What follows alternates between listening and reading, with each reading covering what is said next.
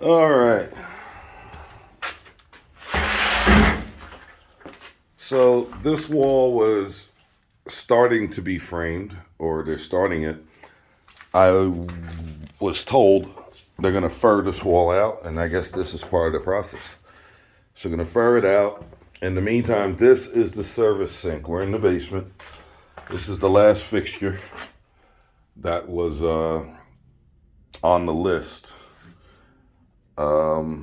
Came through the slab with the drain, so it's sleeved. And this is now pressurized. There's the vent. This pipe, the DWV there, was tested yesterday. Along with that vent, along with this venting, along with all the venting that I showed you. And that was because you could see the bulge in this, and that is full of water. Again, we're past the freeze. We're up in the 60s now. It was almost 80 today. So now we're gonna see temperatures we're probably talking 50, 60s for about a week, maybe 2 weeks, and then we'll see 70s, and then it'll be upwards of 70 we're into the summer, so we'll see 90s and 100s soon. Big variation in temperature in this region, unless you've never been here. Place can go -10 up to 110. So this is all on. We pressurized this today. Did this one. And here.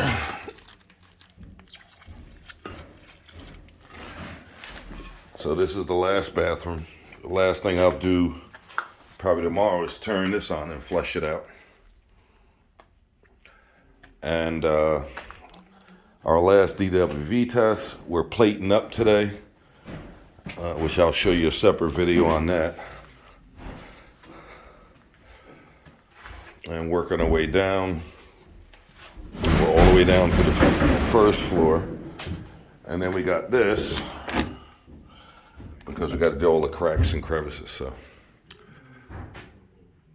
this job is coming to a close. Inspection in a couple days, and then I am out of here because I have 4 other sites that are going.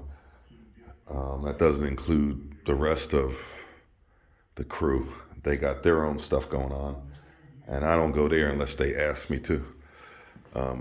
Good management skills on those teams, so I don't have to check behind them unless they have an issue. So this one's almost closed. HVAC update. Yeah, they got kicked off the job. The lawyers thing started, and then that went in a hole. So I believe at this point they walked away with the money that they got, and it was kind of a break even for the owners. I believe they got the worst end of it because they had to spend more money to fix things, and things are still incomplete here. And that's one of my complaints about the permit system. Years ago, here I go with a year ago story, right?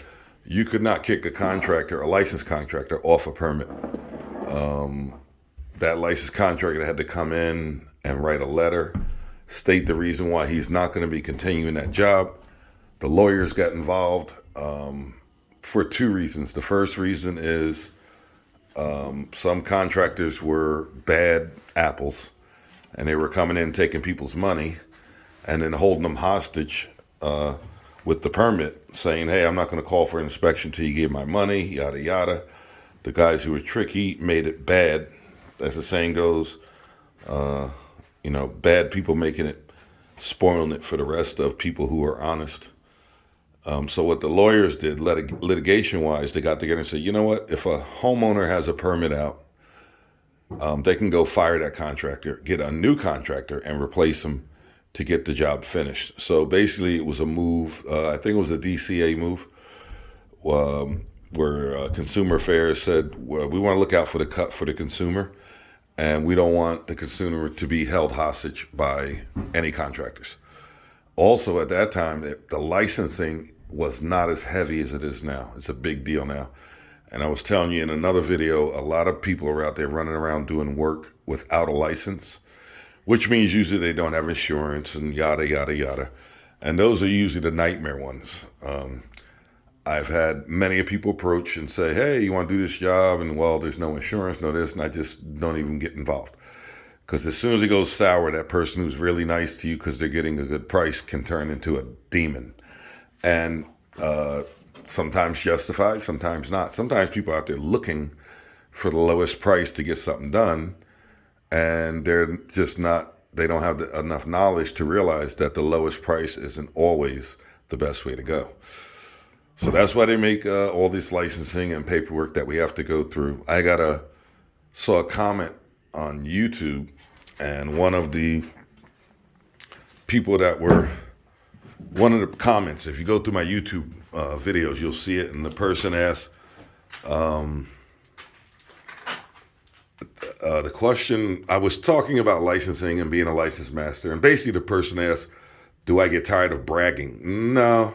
And I explained to them, if you see my reply in the comments, it's not about bragging. It's about, this is a way of life. And I've said this in other videos. Some people jump into this trade going, oh, wow, I can make a lot of money. Those guys make a lot of money. But when you tell them they have to dedicate 12 years of their life just to apply to become a licensed master, then you get the title. And just because you got your license and it says master licensed master plumber, you've just started on that road. Because until you get 20 years of experience under your belt, there are a lot of plumbers out there. They're apprentices, they're journeymen. To reach the level of master, you usually have gone through a lot to get there. And then when you get there, you still pick up a lot. And that could be for anywhere, anyone. So I explained to that person in the comments, it's not bragging. It's that we're that serious about what we do. It's a way of life. I was telling someone else who was a younger licensed master that I know probably 10 to 20 licensed masters who are retired. They're in their 90s. And these guys live states away, and they make a trip here on oxygen tanks. One guy came here, he was disabled, and the equipment he brought just to get up here to the garden to do his CE. So when you're 90 years old and you're bringing an oxygen tank from Florida to the garden to to sit in a class with a bunch of us who know each other for 10, 20, 30, 40 years, that's serious. That's not just, hey, I'm going to go make some money at this and I'll do something else later. No, you chose that as a way of life. So that was my answer to the one talking about bragging. I wasn't bragging. I was trying to put across how serious this is. And we live in a world that people are not that serious. When it comes to money, yeah. When it comes to responsibility, you'll find out who's serious and who is not. So that answers the bragging question. Know in some way, stay humble, learn, and take pride in what you do. See you.